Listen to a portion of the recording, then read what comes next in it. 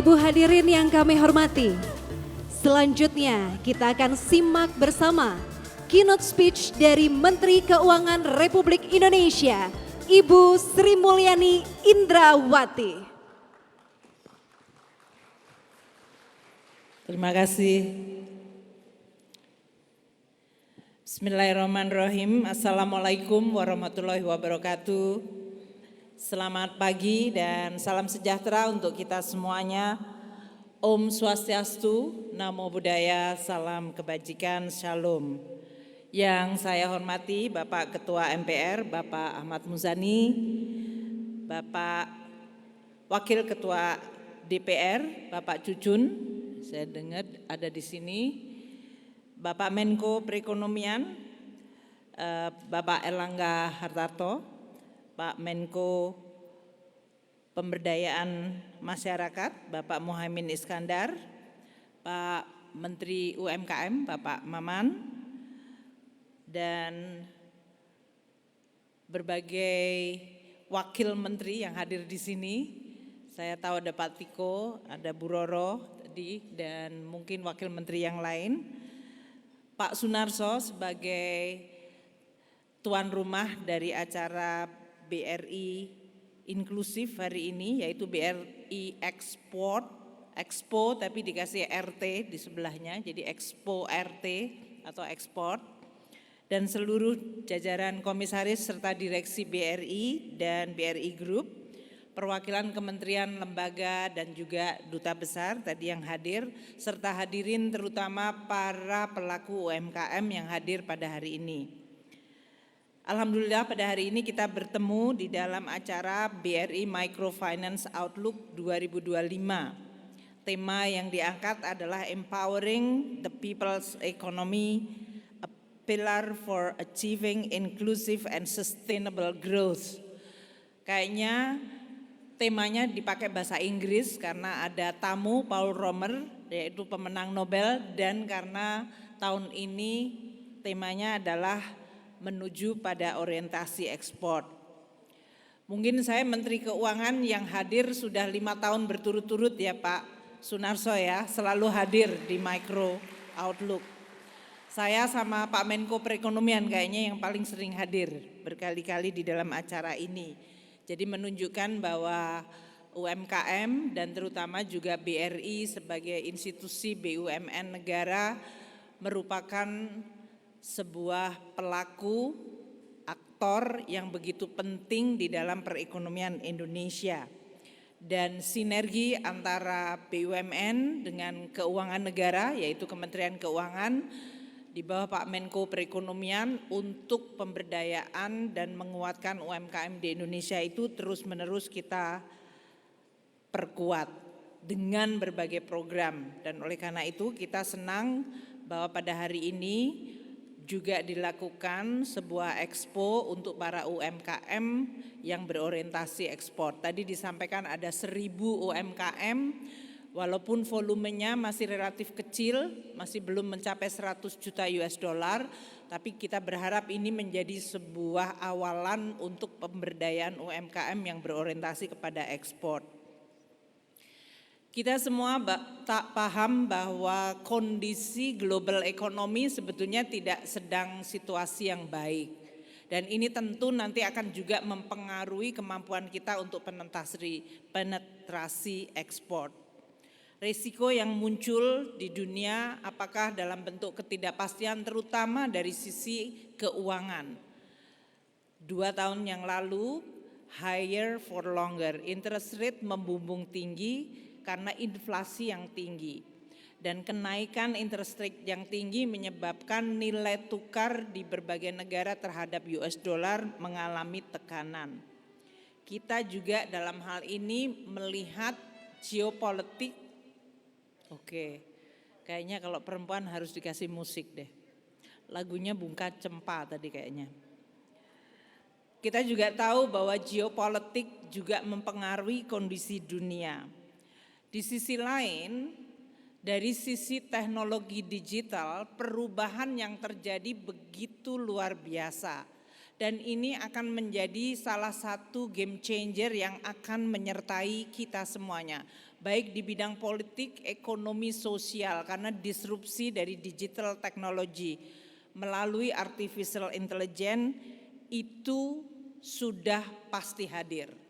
Apakah disrupsinya ini bermakna positif atau negatif, itu tergantung dari kita di dalam menyiapkan ekosistemnya.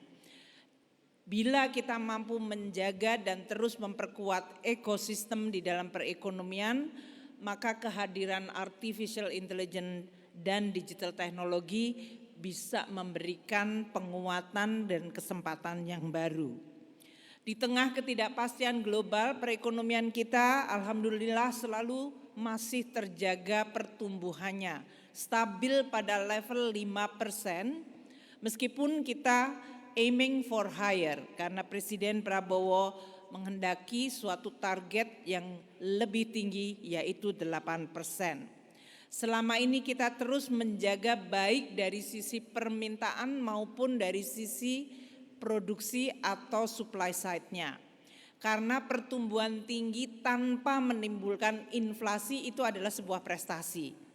Kita selama ini inflasi tetap terjaga rendah karena kemampuan kita untuk menggunakan tools baik moneter, fiskal maupun koordinasi antar pemerintah pusat daerah untuk bisa menjaga berbagai harga-harga barang dan jasa. Ini adalah prestasi di tengah dunia inflasinya sangat tinggi yang menyebabkan suku bunga juga melonjak tinggi. Dari sisi produksi atau supply side, kita juga melihat bahwa pemulihan sisi produksi pasca COVID telah berjalan relatif merata. Sektor manufaktur yang merupakan sektor yang terbesar di dalam memberikan sumbangan pajak, namun juga dari sisi porsi ekonomi terus didorong dengan program-program seperti hilirisasi. Untuk sektor manufaktur yang padat karya yang mengalami tekanan akibat persaingan global dan kelesuan dari perekonomian global yang menyebabkan destinasi dari ekspor, apakah itu dari sisi tekstil, produk tekstil, alas kaki, maka kita melihat perlu untuk membuat langkah-langkah nyata. Kami dengan Menko Perekonomian terus merumuskan berbagai langkah termasuk menggunakan instrumen fiskal agar industri padat karya di Indonesia apakah mereka akan revitalisasi atau mereka akan masuk kepada area industri-industri baru itu bisa difasilitasi. Termasuk yang tadi disampaikan oleh Bapak Menko Perekonomian, kredit dengan suku bunga yang diberikan keringanan atau subsidi hingga 5%. Ini di luar KUR yang selama ini memang sudah berpihak kepada terutama kelompok menengah atau mikro. Sehingga akses terhadap capital, affordability-nya dari sisi interest rate, meskipun saat ini terjadi kecenderungan suku bunga yang meningkat, tidak dibebankan kepada para pengusaha dan ini menjadi biaya dari APBN. Ini tentu adalah langkah-langkah fiskal yang kita terus lakukan di dalam rangka kita untuk mampu menjaga kesehatan perekonomian terutama pada pelaku ekonomi menengah dan kecil dan juga keseimbangan dari sisi porsi sumbangan sisi produksi dari berbagai aktivitas. Apakah itu manufaktur, perdagangan, konstruksi, selain jasa dan juga dari sisi industri makan dan minum yang sekarang ini akan menjadi salah satu yang mendapatkan berpotensi mendapatkan manfaat cukup besar dari program pemerintah yaitu pemberian makanan bergizi gratis. Kita terus mewaspadai kondisi perekonomian global terutama rambatan yang berasal dari sisi keuangannya. Namun kita memastikan bahwa dalam rapat KSSK yang terakhir stabilitas sistem keuangan tetap terjaga Dan tadi saya selama duduk di sebelahnya Komisaris Utama BRI menceritakan mengenai Pak Tiko, mengenai bagaimana kinerja dari UMKM terutama pasca COVID dan kenaikan dari beberapa NPL yang terus akan diupayakan untuk bisa dijaga sehat. Saya berharap BRI yang selama ini menjadi institusi utama, bahkan terlalu utama, sehingga menimbulkan juga persoalan kompetisi yang baik. Jangan sampai BRI menjadi monopoli tunggal di bidang keuangan UMKM. Kita berharap akan terus terjaga di dalam kinerja dan keperpihakannya, namun juga pada saat yang bersama memiliki keberpihakan yang memperkuat UMKM secara struktural. Ibu bapak sekalian, seluruh program-program pemerintah apakah menghadapi tekanan global, apakah melindungi masyarakat, memperkuat perekonomian, mentransformasikan ekonomi kita, meningkatkan pemerataan kesejahteraan, itu mengandalkan APBN, keuangan negara. Sehingga memang peranan APBN begitu sangat pentingnya. Kami di Kementerian Keuangan akan terus menjaga APBN dalam situasi dunia yang begitu sangat bergejolak dan dinamis, dan ekspektasi masyarakat, serta tentu saja program-program dari Presiden terpilih dan Wakil Presiden terpilih yang harus dilaksanakan. Itu semuanya mengandalkan APBN yang sehat. Oleh karena itu kami akan terus menjaga APBN ini di dalam keseimbangan. Tahun 2024 yang baru saja kita lalui, alhamdulillah kondisi APBN ditutup dengan situasi yang baik. Lebih baik dari yang tadinya kami laporkan ke DPR pada pertengahan tahun, dengan defisit yang jauh lebih kecil dari perkiraan awal. Tahun lalu bukan tahun yang mudah, tahun di mana penerimaan negara mengalami tekanan luar biasa karena harga-harga komoditas menurun, berbagai kondisi perekonomian pelaku ekonomi yang mengalami tekanan menyebabkan penerimaan dari perpajakan kita juga mengalami tekanan. Namun kita bisa mempertahankan tetap tumbuh positif. Di sisi lain, dari volume aktivitas perdagangan luar negeri ekspor impor yang juga mempengaruhi penerimaan bea dan cukai kita juga mengalami dampak dari kondisi ekonomi global yang melemah.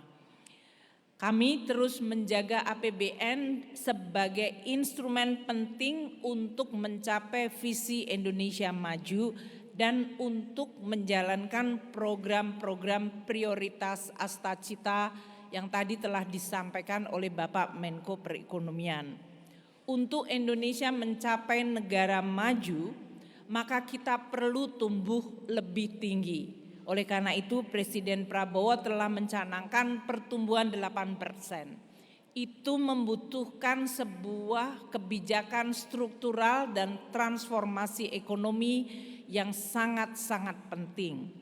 Berbagai kebijakan struktural seperti investasi di bidang sumber daya manusia, apakah dalam bidang pendidikan, kesehatan termasuk gizi yang baik, dan juga di bidang institusi, birokrasi, simplifikasi aturan, dan juga dari sisi hilirisasi atau penciptaan nilai tambah yang lebih baik, lebih tinggi, lebih efisien, lebih kompetitif di Indonesia. Dalam konteks ini saya sangat menghargai upaya BRI untuk ikut mendukung transformasi ekonomi dan menciptakan pemberdayaan terutama kepada usaha kecil menengah sehingga pertumbuhan perekonomian tidak hanya tinggi namun inklusif dan berkualitas. Strategi fiskal untuk bisa meningkatkan pertumbuhan yang inklusif dan sustainable atau berkelanjutan terdiri dari berbagai pilar, yaitu bagaimana menciptakan pertumbuhan yang lebih tinggi melalui berbagai instrumen APBN, entah belanja, entah insentif dari sisi penerimaan, dan pembiayaan serta dari sisi penanganan risiko. Yang kedua, penguatan kesejahteraan. Di sini tadi yang dilakukan oleh BRI dengan fokus pada UMKM bahkan di pedesaan amat sangat kami hargai. Karena ini akan bersatu atau bersinergi dengan upaya pemerintah. Pemerintah menggunakan APBN untuk mendukung perekonomian di desa, 70 triliun lebih dana desa untuk 75.000. Jadi kalau tadi briling tadi masih sekitar 4.300, saya harap tahun depan sudah bisa naik 3 kali lipat sehingga menjadi at least 1/3 atau 1/4 dari total desa di Indonesia. Kami juga terus memantau bahwa ini areanya Pak Muhaimin, jumlah desa yang makin mandiri, makin maju itu juga sudah mencapai lebih dari 20.000. Saya harap BRI bisa masuk di desa-desa itu untuk bisa tadi link kepada briling dan mengempower sehingga sinergi dana desa serta BRI bisa berjalan kuat pada level yang betul-betul di grassroots atau akar rumput. Kita akan terus meningkatkan juga kemajuan antar daerah, konvergensi. Jangan sampai daerah yang sudah maju makin maju, sementara daerah yang tertinggal mereka tertatih-tatih untuk mengejar ketertinggalan. Oleh karena itu kita menggunakan berbagai instrumen fiskal di dalam rangka untuk bisa menciptakan pemerataan, termasuk dalam hal ini transfer ke daerah yang akan terus kita tingkatkan kualitas dari sisi ekualisasinya. Ibu Bapak sekalian, tahun 2025 ini kita akan membelanjakan lebih dari 3.600 triliun rupiah. Dan angka itu dialokasikan untuk berbagai kegiatan yang sesuai dengan prioritas Presiden. Saat ini bahkan kami melakukan lagi adjustment agar makin tajam. Berbagai penyesuaian anggaran di kementerian dan lembaga yang diinstruksikan oleh Bapak Presiden sedang berjalan. Tujuannya agar birokrasi makin efisien dan kegiatan serta penggunaan uang negara APBN betul-betul bisa langsung dinikmati masyarakat. Oleh karena itu yang tidak dipotong adalah anggaran-anggaran belanja bantuan sosial. Tidak ada sedikit pun pengurangan di situ. Belanja KL banyak mengalami adjustment dari mulai perjalanan dinas, ATK, berbagai kegiatan seperti ini udah nggak boleh lagi Pak Sunarso. Jadi mungkin ini karena BRI adalah BUMN tidak terkena pemotongan anggaran. Tapi memberikan dividen tadi. Tapi kementerian lembaga diminta oleh Bapak Presiden tidak melakukan kegiatan-kegiatan yang dalam hal ini bisa lebih diefisienkan. Namun program dan proyek atau anggarannya harus langsung mengena kepada masyarakat.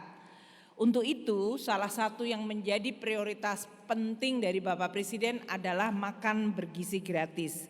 Kita semuanya tahu bahwa tujuan dari program ini adalah untuk menjamin anak-anak sekolah, anak Indonesia yang sekolah dia mendapatkan asupan gizi yang cukup sehingga mereka mampu melakukan kegiatan belajar yang baik.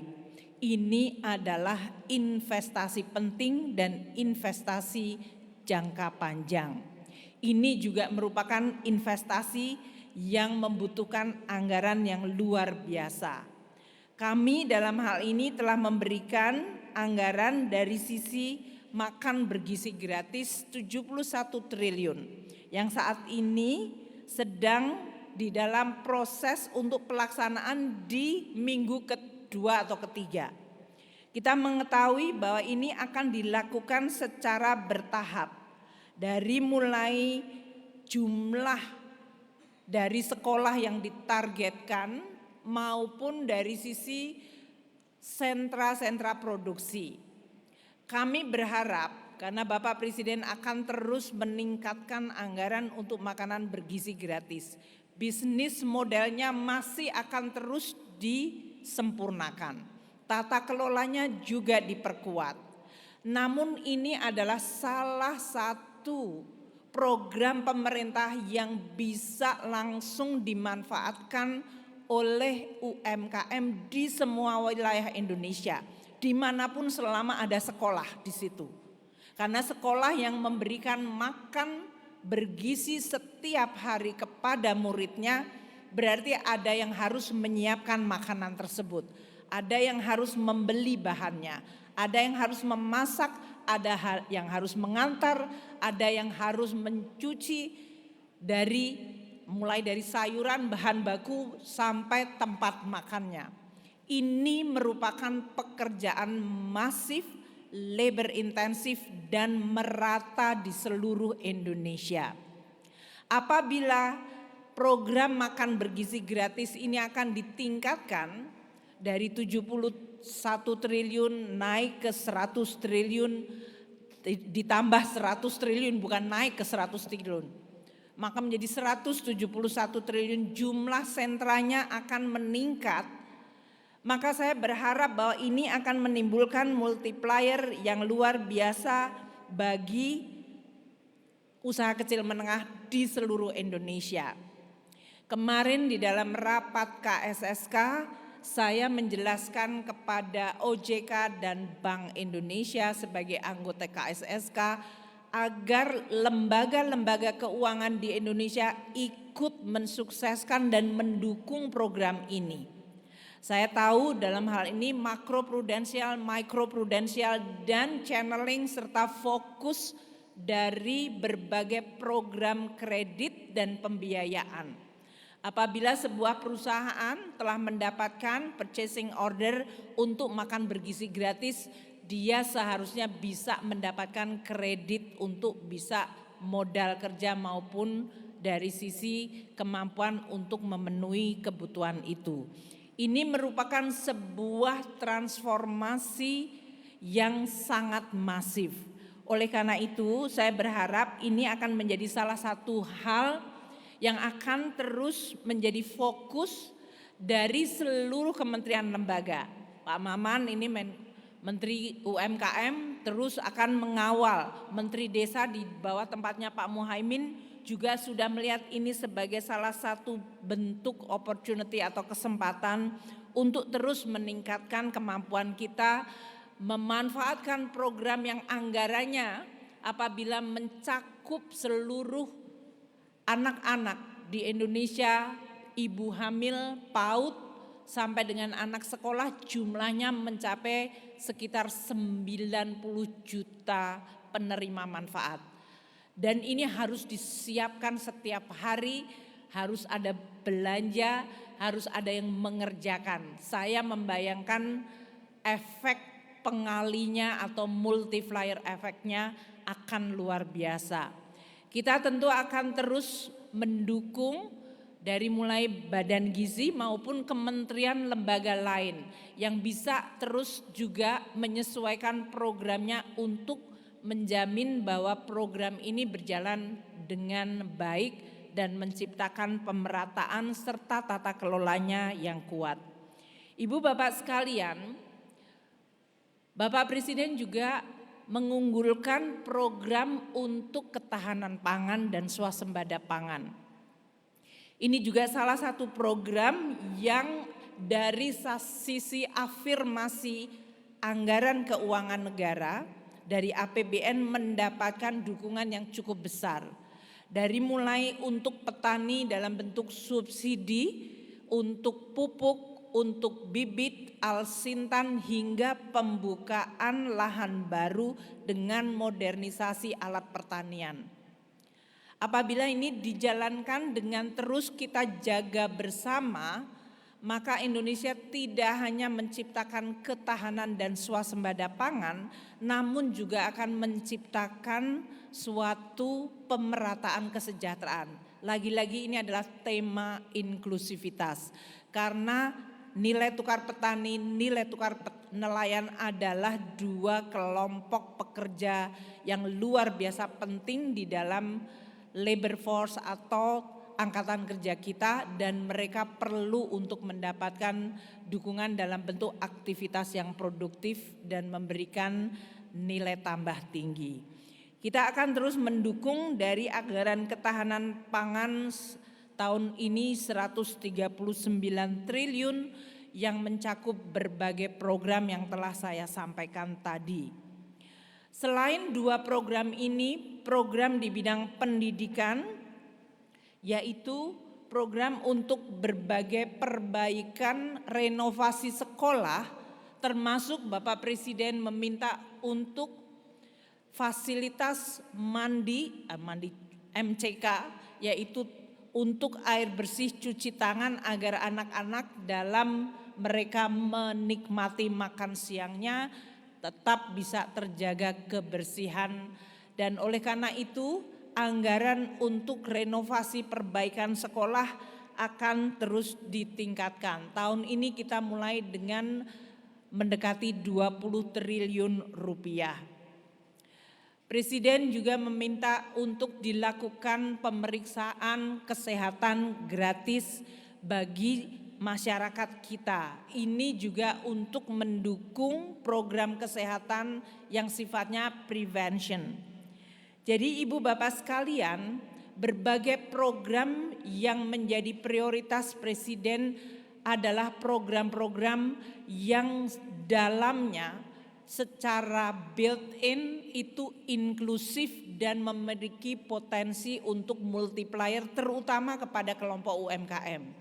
Saya berharap BRI dalam hal ini untuk mampu melihat ini sebagai sebuah kesempatan dan sekaligus meningkatkan kemampuan untuk tidak hanya menyalurkan dana namun juga memberikan pemberdayaan. Ini tentu bisa bekerja sama dengan kementerian lembaga yang melakukan program-program di situ. Saya tahu di Mensos ada, Menteri UMKM ada, Menteri Koperasi ada, Menteri Perdagangan ada, Menteri Perindustrian ada, Menteri Pariwisata ada. Banyak kementerian yang semuanya memiliki elemen untuk pemberdayaan UMKM. Saya berharap ini akan bisa meningkatkan pada akhirnya peranan UMKM yang sehat dan kompetitif. Ibu Bapak sekalian, di dalam situasi ini saya juga berharap institusi keuangan terutama perbankan untuk terus bisa melakukan fungsi intermediari yang bisa meningkatkan pertumbuhan ekonomi secara merata. Seperti saya sampaikan tadi, lingkungan keuangan global yang bisa merambat ke Indonesia harus diwaspadai. Apakah itu dari sisi nilai suku bunga, nilai tukar suku bunga maupun kemungkinan dari sisi dampak geopolitik.